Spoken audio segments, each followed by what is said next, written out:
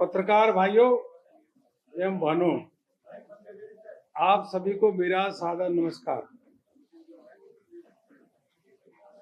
अभी बीएमसी के चुनाव के नतीजे आ रहे हैं और महाराष्ट्र कारपोरेशन के अन्य क्षेत्रों के भी नतीजे आ रहे हैं। इनमें भारतीय जनता पार्टी व एनडीए गठबंधन को एक तरफा विजय हासिल हो रही है। यह प्रधानमंत्री मोदी जी के नेतृत्व में जो विकास केंद्रित एजेंडा है, विकास केंद्रित काम है और सकारात्मक राजनीति का ही नतीजा है कि इस प्रकार के जो हमारे सामने रिजल्ट आ रहे हैं। कांग्रेस का सुपड़ा साफ हो रहा है क्योंकि कांग्रेस केवल नकारात्मक राजनीति करती है, लोगों को भ्रमित करने की कोशिश करती है। इसलिए कांग्रेस लगातार हार रही है। नेतृत्व विहीन कांग्रेस पार्टी है, नीति उनके पास है नहीं, इसलिए जनता बार बार रिजेक्ट कर रही है। देवेंद्र फडणवीस जी के नेतृत्व में भारतीय जनता पार्टी के सभी कार्यकर्ता, एनडीए के सभी साथियों को हार्दिक बधाई भी देते हैं, अभिनंदन भी करते हैं और यह जीत का सिलसिला लगातार चलता आ रहा है। आप सबने देखा, पहले हरियाणा में भाजपा जीती, हरियाणा के बाद महाराष्ट्र के बाद दिल्ली, फिर बिहार, एक तरफा जीत।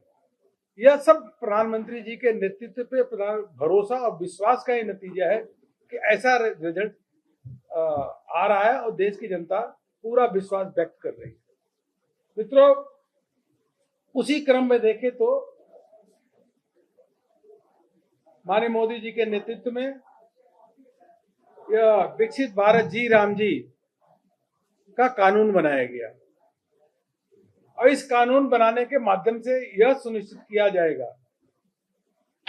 कि गांव का सर्वांगीण विकास हो, प्रत्येक गांव में कोई ठोस काम हो, गांव की अपेक्षा के अनुरूप गांव में हो काम हो और एक तरीके से आने वाले समय में 4-5 सालों में एक पूर्ण रूप से विकसित गांव हम सबको देखने को मिलेगा, जो विकसित भारत 2047 के संकल्प को साकार करने में बहुत बड़ा योगदान होगा। कांग्रेस भ्रम फैला रही है कि मनरेगा को बंद कर दिया, मनरेगा को बंद कर दिया। अरे मनरेगा को बंद नहीं किया, मनरेगा में जो कमियां थी उनको दूर करके जी राम जी का कानून बनाया गया। जो मनरेगा में गड्ढे भरे जाते थे और कई जगह तो इतने गड्ढे पेपर में खुदे कि विधानसभा के क्षेत्रफल से ही गड्ढे अधिक संख्या हो गया, तो कांग्रेस ने लगातार गड्ढा खोदने का काम किया।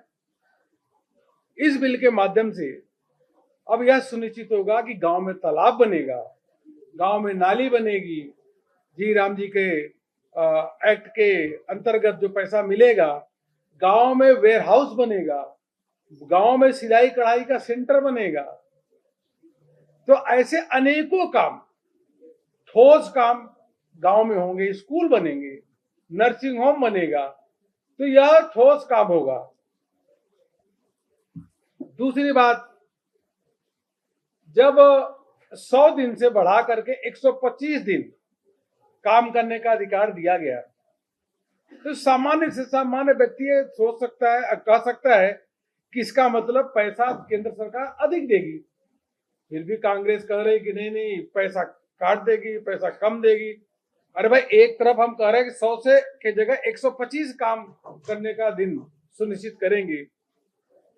जब 125 दिन करेंगे तो इसका मतलब 25% दिनों की बढ़ोतरी हो रही है, तो बजट तो अधिक आएगा। 1,51,000 करोड़ का प्रस्तावित बजट होगा कम से कम। तो यह भ्रम फैलाने का काम कर रही है और यह भी सुनिश्चित किया गया है कि हर हालत में जो अगर किसी का पेमेंट नहीं हुआ या किसी को काम नहीं दिया गया तो पेनाल्टी भी लगेगी, पेनाल्टी भी देना होगा। इसकी प्रशंसा करनी चाहिए।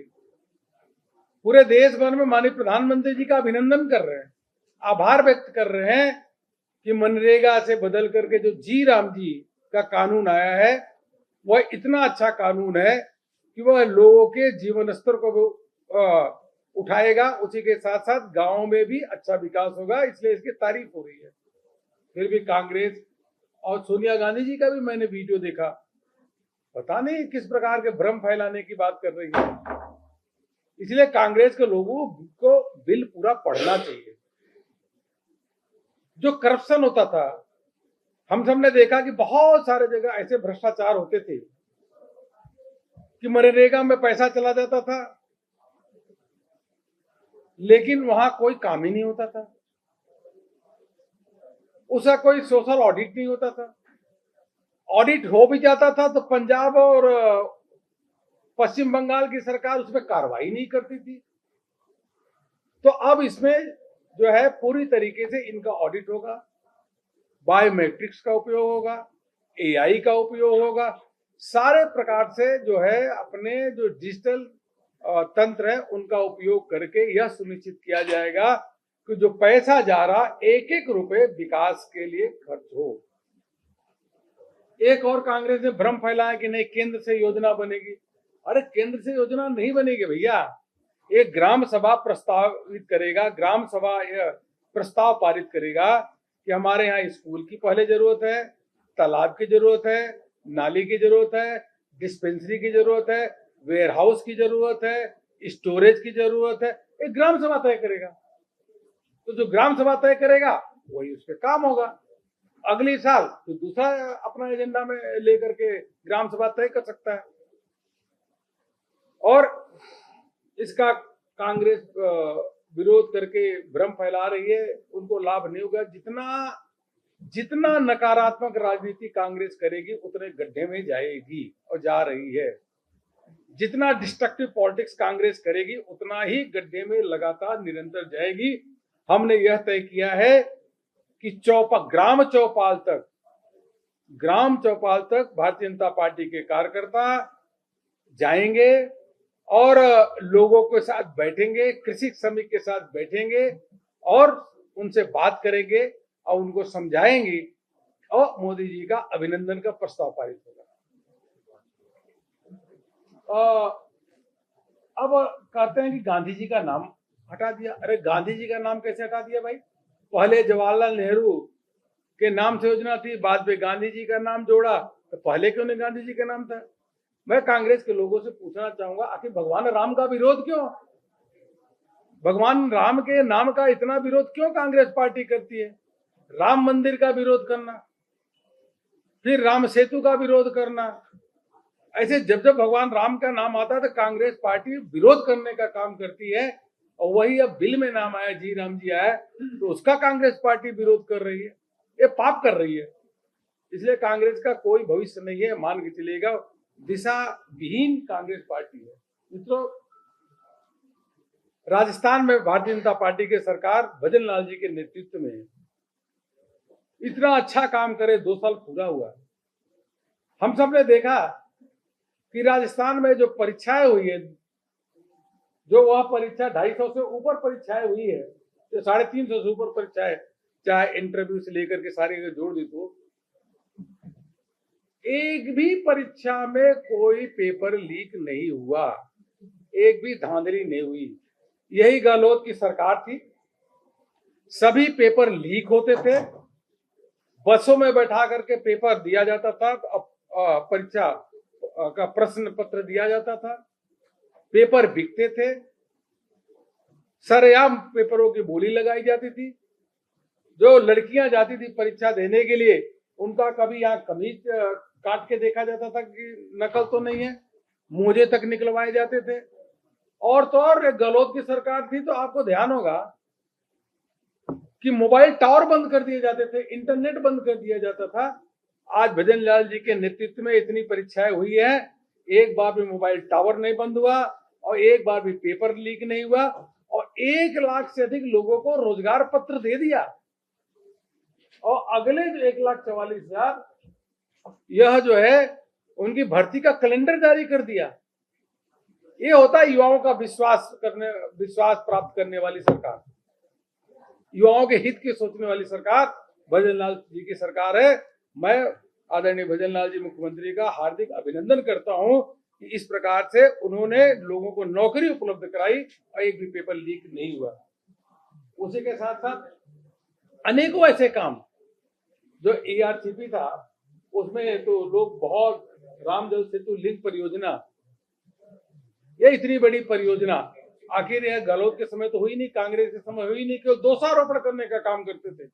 हमारी सरकार भजन लाल जी के नेतृत्व में जो प्रधानमंत्री मोदी जी के मार्गदर्शन में काम कर रही है, हम लोग दोषारोपण नहीं कर रहे हैं, करते दोषारोपण का काम भी नहीं है। दोषारोपण वह करता है जो कुछ काम नहीं करता। हमारी सरकार काम करती है, इसलिए दोषारोपण नहीं करती। यह जमीनी स्थिति आपको देखने को मिल रही है। इतना मेहनती, इतने परिश्रमी मुख्यमंत्री कि लगातार मेहनत करना, 18-18 घंटे काम करना, कार्यकर्ताओं से मिलना और कार्यकर्ता भाव, मंडल के कार्यकर्ताओं को बुलाकर बात करना, ऐसा संगठन, अकुशल संगठन मुख्यमंत्री भजन लाल शर्मा जी जो काम कर रहे हैं, उनका अभिनंदन करते हैं और इसलिए हम लोग सब उनकी प्रशंसा भी कर रहे हैं। अच्छी तरीके से राजस्थान सरकार भारतीय जनता पार्टी की अच्छी चल रही है और हर दिशा में अनेकों काम हो रहा है। यही मुझे आपसे कहना था। अगर आपके कोई प्रश्न होगा तो जरूर बता पूछिए। आपके प्रभारी के तो कई कांग्रेस के नेताओं को आप बीजेपी लेकर आए थे, उसके बाद जाने में थोड़ा ज्यादा करेंगे, लेकिन अब वापस जाने की तैयारी में आज कांग्रेस की मीटिंग हुई है, उसमें करीब आधा दर्जन से ज्यादा बड़े नेताओं के नाम पर चर्चा हुई। वो अनुशासन समिति ने कई कि वापस आना चाहते हैं, घर वापसी करना चाहते हैं। महेंद्र सिंह मालवीय तो अधिकारी घोषणा भी करता, तो क्या उनको वो सम्मान नहीं मिल पाया कांग्रेस के नेताओं को प्रयास कराया गया था, इसलिए वापस जा रहे हैं? क्या वजह है कि बीजेपी में तो वापस कांग्रेस में जा रहे हैं? नहीं, ऐसा कोई जा नहीं रहा। आने वालों की संख्या अधिक है, जाने वाले की संख्या एक दो चले जाते हैं, तो उसमें कुछ लोगों की महत्वाकांक्षा अधिक होती, चले जाते हैं, लेकिन ऐसी कोई बात नहीं है। भारतीय जनता पार्टी का ग्राफ बढ़ रहा है, बड़ा परिवार है भाजपा का, हर जगह चुनाव हम जीत रहे हैं। कांग्रेस में कोई भविष्य नहीं है। जो कांग्रेस में के लोग हैं वो भी परेशान है, त्रस्त है।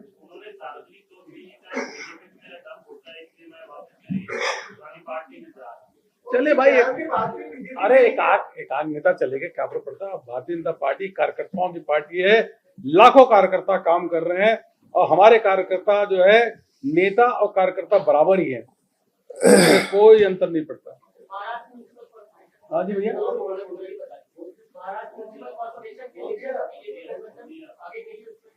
बता दें महाराष्ट्र में, बता दो BMC के चुनाव और कारपोरेशन में चुनाव, भारतीय जनता पार्टी और गठबंधन को एक तरफा विजय हासिल हो रही है, लैंडस्लाइड विक्ट्री। यह विजय हमारे प्रधानमंत्री मोदी जी के नेतृत्व में जो देश में काम हो रहा है वह, और वहां महाराष्ट्र में हमारी भारतीय जनता पार्टी NDA की सरकार जो देवेंद्र फडणवीस जी के नेतृत्व में काम कर रही है, उस पर एक पूरी तरीके से जनता का मुहर है। और कांग्रेस जो नकारात्मक राजनीति करती है, डिस्ट्रक्टिव पॉलिटिक्स करती है, उनको एक करारी हार हो रही है। इसलिए वहां के कार्यकर्ताओं का अभिनंदन करते हैं और बधाई भी देते हैं। सवाल ये है कि अभी आप जो बोल रहे हैं बहुत दिन बाद भारतीय जनता पार्टी हर जगह अपनी सरकार बनाते जा रही है, बिहार में गठबंधन में सरकार बनाया और प्रदेश में गठबंधन में, इसमें भारतीय जनता पार्टी अपने आप में इतना उत्साहित क्यों? जब गठबंधन अपने बंदूके पे तो बनाने का, तो इतना आप लोग उत्साहित कैसे हो रहे हैं? बीजेपी हर जगह आगे, आप भी उत्साहित रहो, हम भी उत्साहित हैं। उत्साह वाली है, जब सीट जितने पे लड़ेंगे उसी में तो सरकार बनाएंगे ना। अच्छा, वाराणसी में मंदिर तोड़ने को लेकर कांग्रेस ने सवाल उठाया है कि मोदी जी जब गुजरात में तो कई मंदिर तोड़े और अब वाराणसी में तोड़ रहे हैं। अहिल्याबाई होलकर का मंदिर तोड़ा और उसमें जो मूर्तियां हैं वो मांग रहे हैं उसको। यही मैं कह रहा हूं कि Congress destructive politics, negative politics छोड़ दे, और जितना डिस्ट्रक्टिव और नेगेटिव पॉलिटिक्स कर रही है, इसीलिए उनका लगातार घाटा हो रहा है, लगातार नुकसान हो रहा है। हम कोई काम जब प्रधानमंत्री मोदी जी के नेतृत्व में करते हैं, वंदे मातरम 150 मनाएंगे तो उनको दिक्कत है, सरदार पटेल की जयंती मनाएंगे तो उनको दिक्कत है, संविधान दिवस मनाएंगे तो उनको दिक्कत है। तो ये निगेटिव पॉलिटिक्स से कोई स्कोप नहीं है। जनता आज के दिन में पॉजिटिव, सकारात्मक सोच के साथ आगे काम करती है। कांग्रेस के कुछ नेता कहने लगे हैं कि BMC चुनाव वोट चोरी करके जीता है। ये चुनाव से पहले कहना शुरू किए थे। देखिए, कांग्रेस की बात समझिए आप, कांग्रेस के जब चुनाव जीतती है तो चुप हो जाती है इक्का दुक्का, और लगातार हारती है तो पहले से कहना शुरू करती है, कागज पे लिखा होता है कि वोट चोरी हो गया, ईवीएम खराब है। आखिर जब संसद में जब भाषण हुआ उसमें कांग्रेस की बोलती बंद हो गई। तो ये कांग्रेस नकारात्मक राजनीति कर, जनता जानती है, जनता समझती है। धन्यवाद। धन्यवाद, थैंक यू।